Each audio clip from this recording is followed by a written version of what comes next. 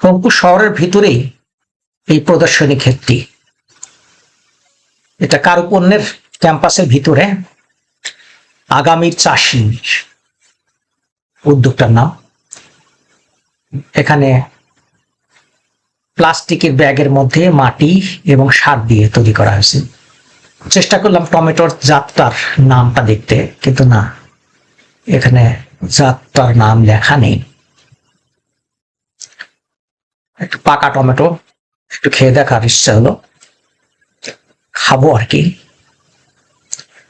ধুয়ে নিলাম, মুছে নিলাম, ধোয়ার সুযোগ নেই তাই মুছে নিলাম। থোকা থোকা ধরেছে। ও চমৎকার, আর একটু পাকলে ভালো হতো, তারপরে স্বাদটা চমৎকার। থোকা থোকা ধরেছে, বেশ কিছু পেকেছে। ফলন অত্যন্ত ভালো হয়েছে। এত অল্প জায়গায় অল্প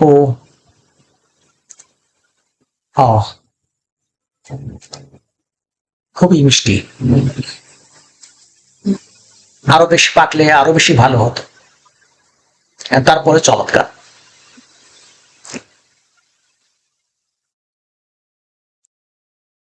জিআই শীটের